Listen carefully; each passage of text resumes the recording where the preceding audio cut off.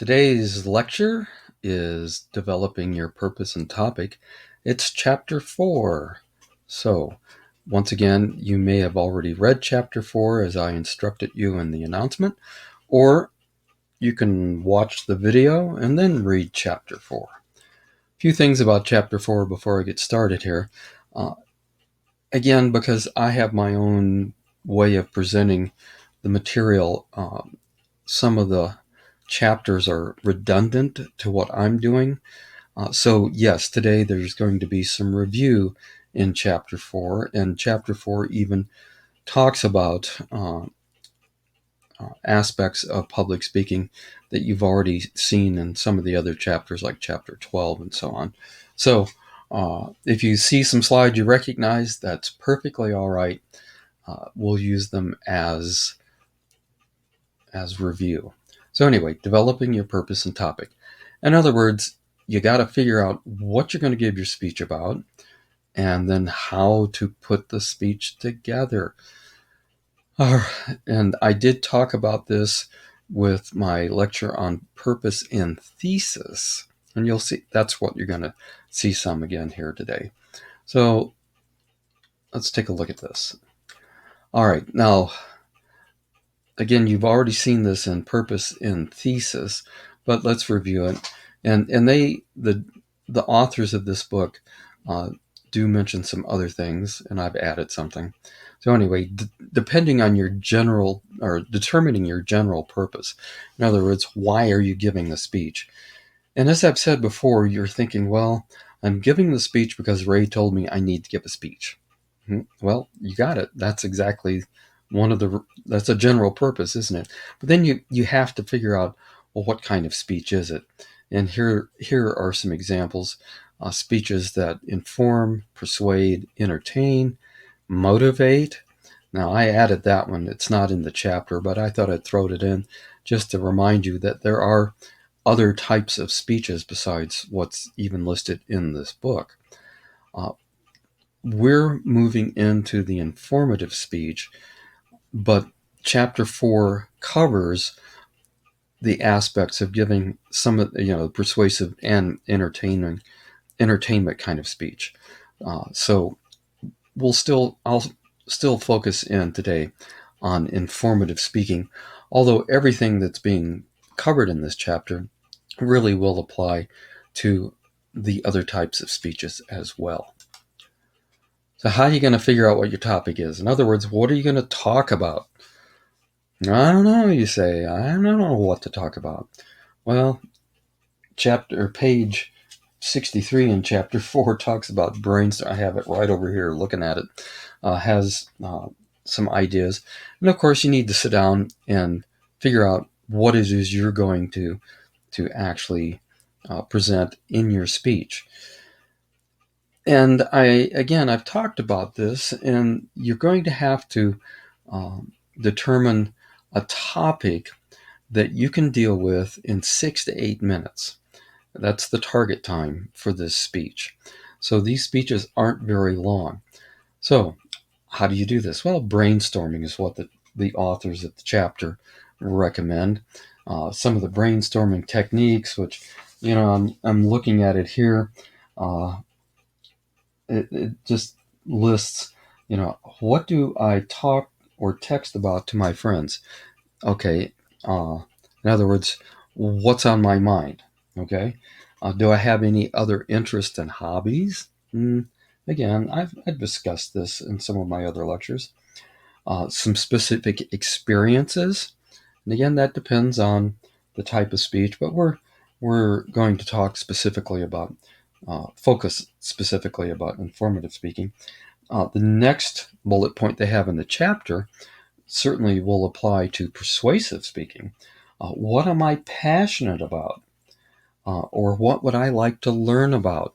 These are just some of the ideas that you can come up with for possible topic ideas. It's interesting. I've had students occasionally come to me and say, I'm not interested in anything. And I say, I don't believe that. Everybody's interested in something.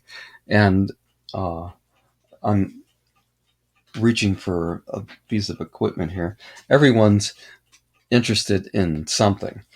So obviously that's your real go-to aspect of giving a speech like this is, what are your sources? What are your techniques? And techniques, they mean, what are you thinking about most of the time? All right. So anyway, here's another list. Your own interests. Obviously, when you're giving an informative speech, talk about something you're interested in. And what I was about to say before I clicked the slide there is I had a student give a speech on wedding planning for an informative speech, the process of planning a wedding. And the young man did a really nice job. And at the end of the speech, and this is where, it's so unfortunate that we're not in a classroom interacting. One of the questions was, well, are you thinking about becoming a wedding planner? And he said, no. And I said, well, why did you give the speech? And he said, well, I really didn't know what to give a speech about. So I did the proverbial Google and just Googled stuff, and wedding planning came up, and I thought it sounded really interesting. Okay, so he found something and he made a very credible speech doing just exactly that. I suspect every one of you out there has something specific that you're interested in that you could turn into an informative speech. The audience, who are you talking to? Now, again, you know that, well, your speeches are coming to me, but, think of it as if you're addressing a class of fellow college students. Okay, now that may be different if you're ever asked to give a speech in a different situation. So obviously consider your audience. Available resources and time, what they really mean by this is how much time and energy and materials can you put into developing your speech. If you need to do a huge amount of research on something that comes to mind, maybe you want to be careful about that. I doubt that any of you want to spend 2 weeks developing this informative speech. I think you can do it in less time than that. And then, of course, they're talking about the setting and the occasion that determines, what kind of topic that you will be giving.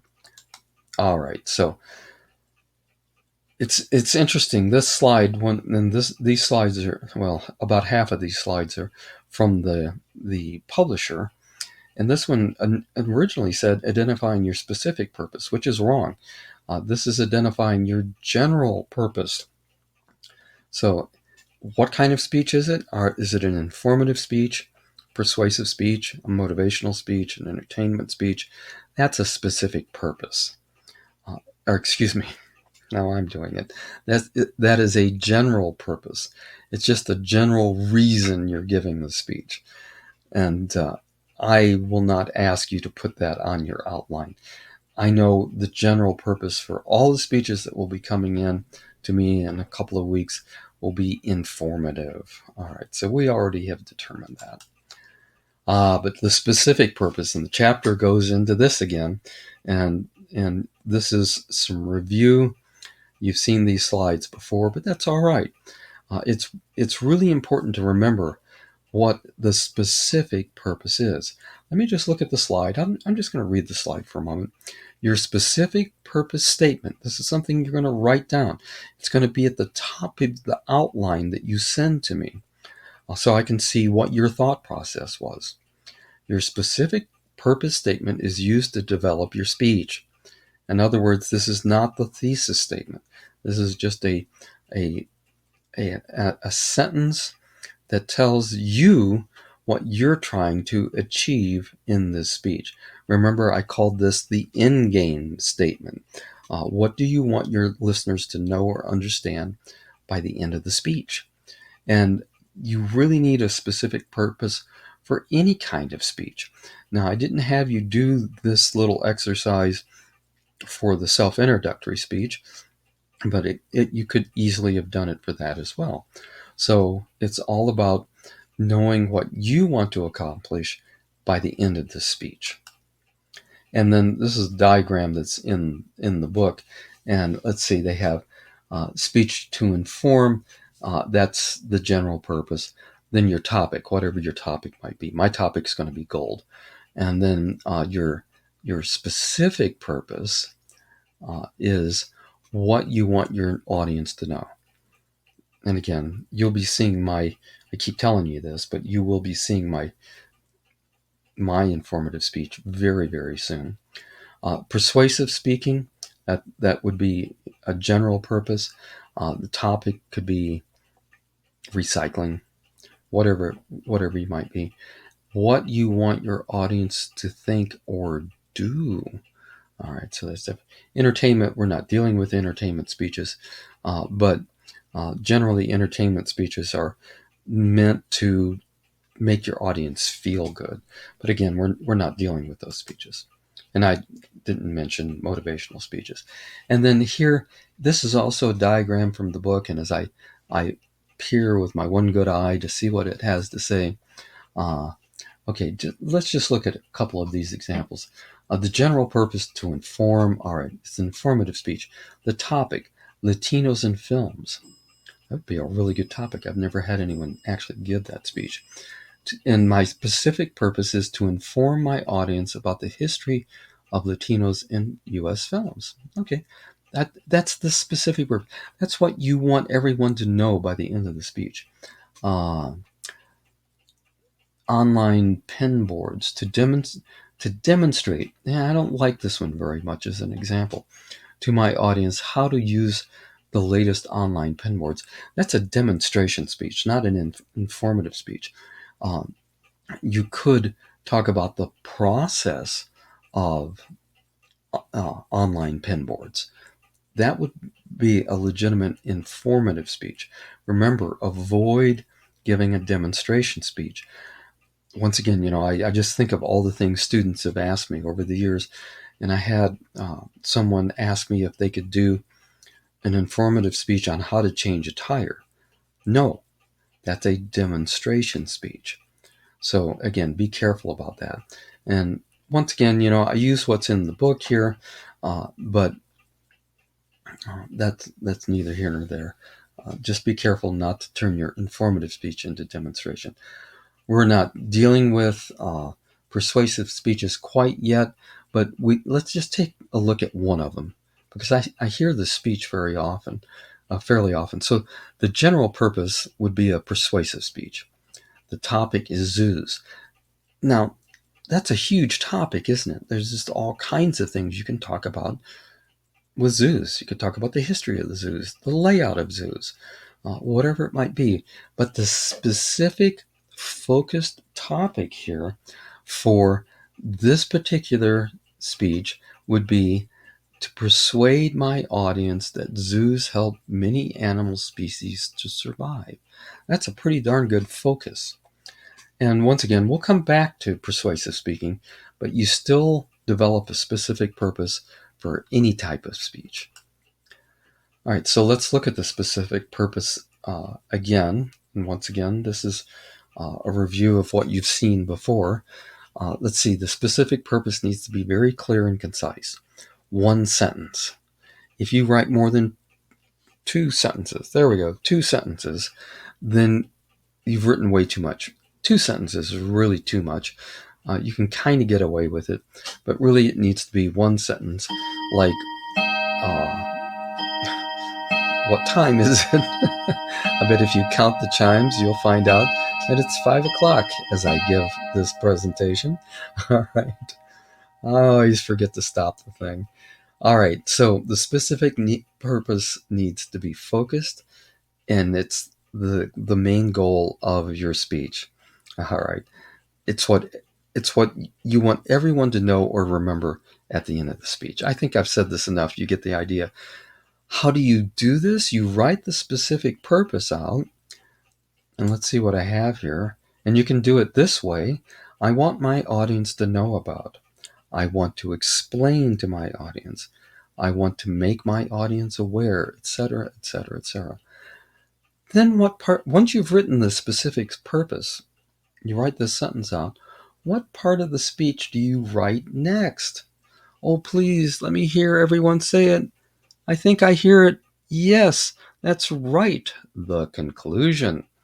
Once you know the specific purpose of your speech, you can draft out how you want to end the speech. Why do you do that?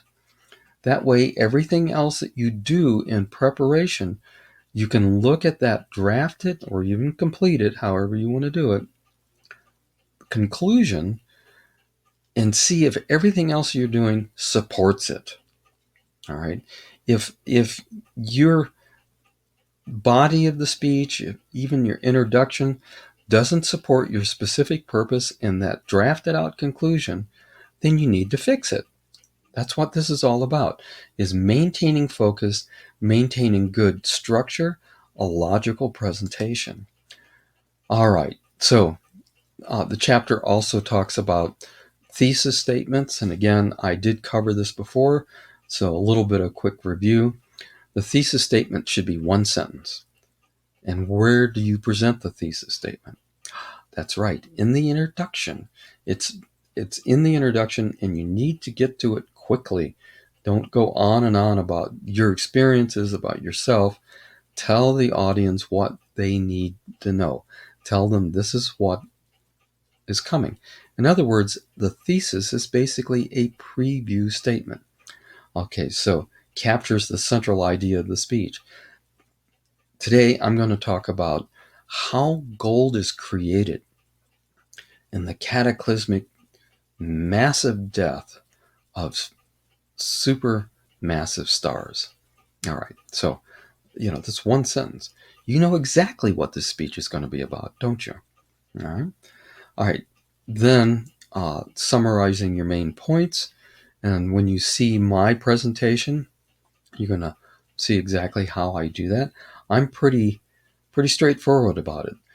So first I'm going to talk about, and then secondly, I'm going to cover, and then thirdly, finally, I just tell people 1, 2, 3. That's, that way there's no confusion about it. And it also helps your audience really become involved in what you're about to talk about. All right. What else on the thesis statement? I've said this. What does the audience need to know so that they actually understand what you're talking about by the end of the speech? Remember, the thesis statement and the specific purpose are not the same thing. The specific purpose is what you've written out for yourself, so you know if you've accomplished your task or not. The thesis statement is what you actually say in the speech itself. That's the summary of the specific purpose. And here was the example I used earlier. The planet Pluto. All right, that was the title of the speech I gave. Okay, the topic, demoting Pluto. All right, so I'm focusing in here. Now, I have the type and pattern on here. Again, you'll have to do this on your outlines. So it's an object speech. Pluto's a real thing. Narrative. In other words, I'm going to do it in a storytelling manner. Let's look at that specific purpose again that I wrote previously. Okay. I want my audience to know. See, I used this myself. I want my audience to know how Pluto went from a full-fledged planet to a dwarf planet. Now, I could easily sit down and write a concluding statement to make sure that by the time I get to the end of my speech, I'm supporting my specific purpose. Okay, but let's look at the thesis statement. Remember, this is what you say in the speech. All right, the thesis statement. Today I'm going to tell you the story of the discovery of Pluto and how new scientific discoveries impacted the status of this planet. It's not the same thing as my specific purpose. It has the same elements, but it's not the same thing. I'm telling my audience specifically a couple of things here. First of all, I say I'm going to tell the story, obviously a narrative type pattern. And I'm going to specifically tell you about how Pluto was discovered and then what new information has come along that made some astronomers, not all, but some astronomers want to reclassify this little planet. Okay, so specific purpose and thesis statement. Now chapter 4 launches into outlining, which I've already covered, at least in part, although I am going to expand a little bit here today, and then a lot more when you see my outline for my speech. Okay, so building the outline. The chapter talks again about the 3 different kinds of outlines, the working outline, the complete sentence outline, the presentation outline. All I care about at this point is the presentation outline. So when you put that together, it becomes the guide to see that you're developing your topic correctly, whatever your topic idea is. It helps you maintain focus for the general purpose. Are you staying on point? This is supposed to be an informative speech, not persuasive. Am I actually doing that? Am I crossing over into persuasion, as an example? And of course, the outline is going to help you clarify the specific purpose. All right. And again, that will come in the body of the speech. All right. So what do we have here? Developing the main points. Make sure that they're clear, that each point is relevant to the other points, and that they're balanced. All right. And I'm just stepping through this once more. The introduction. Once again, always tell us who you are, and you must try. Now, the self-introductory speeches, some of the speeches had wonderful attention getters. Other, it was as if the presenter kind of assumed everyone would get the point. You really need to be in everybody's face about getting their attention. All right, the central idea, this is the thesis statement. Okay, in the informative speech, you're going to have to tell us why you're giving this speech. Well,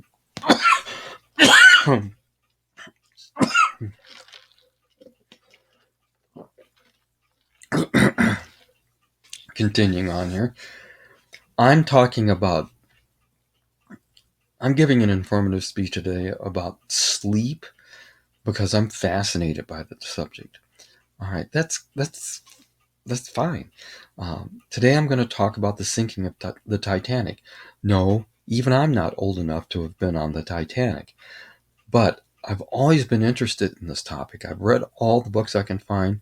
I've watched the 3 major movies several times, and I've even spent a lot of money going through the exhibit down on the strip of the Titanic. Okay, that doesn't make me a world expert, but it tells my audience that I really care about this topic. All right.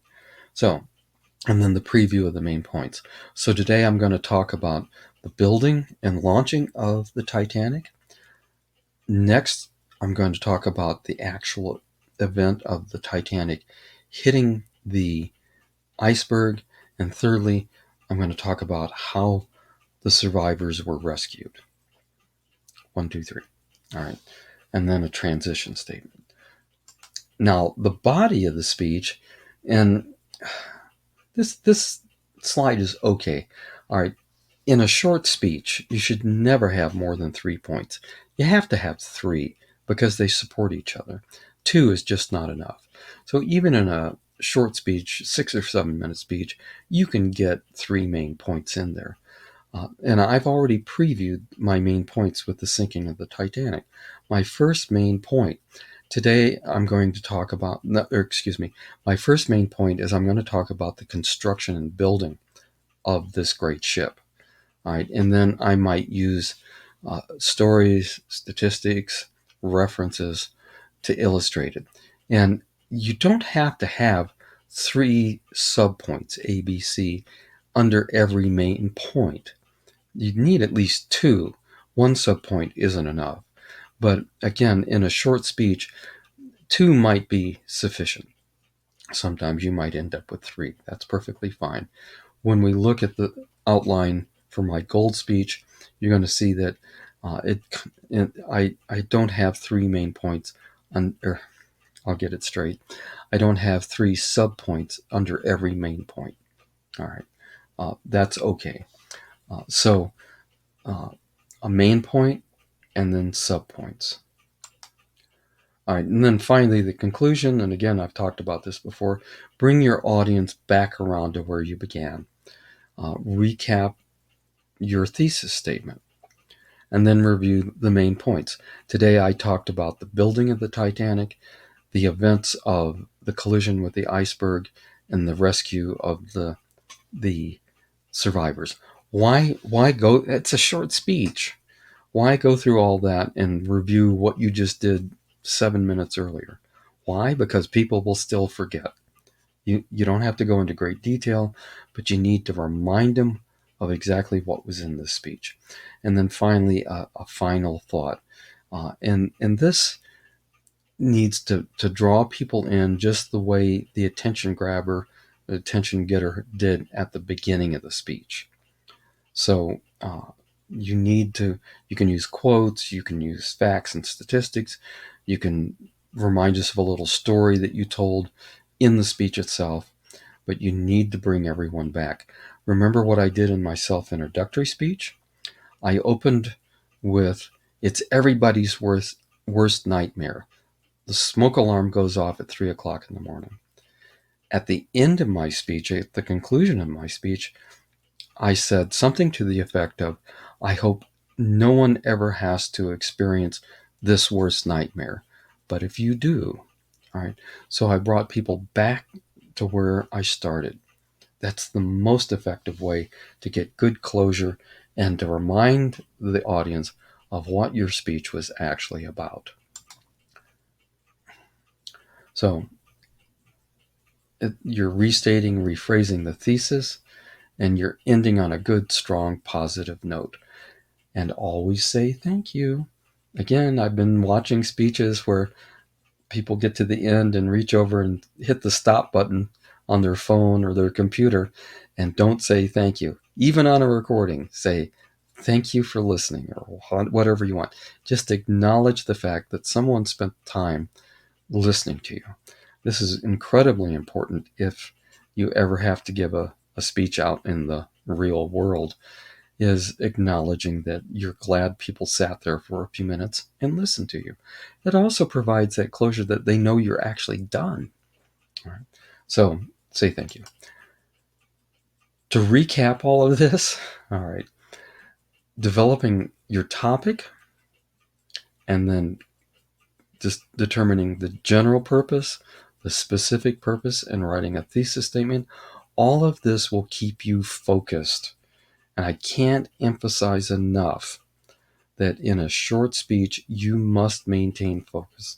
If you go off on tangents or you talk about things that are only vaguely related to the topic, you're going to lose your audience. So all of this will help you stay focused. Again, once you've developed this outline that I just talked about, this is what you will use to help deliver your speech and give a good extemporaneous presentation. A few people I've noticed in the self-introductory speeches use note cards.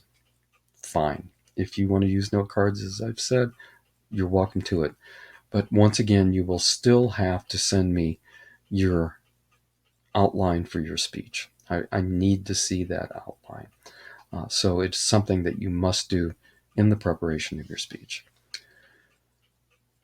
I hope you found this little presentation worthwhile, especially in that it was good for review. Make sure you read chapter 4. And the next time I see you, I'll be talking about gold. All right. Bye-bye. Talk to you later.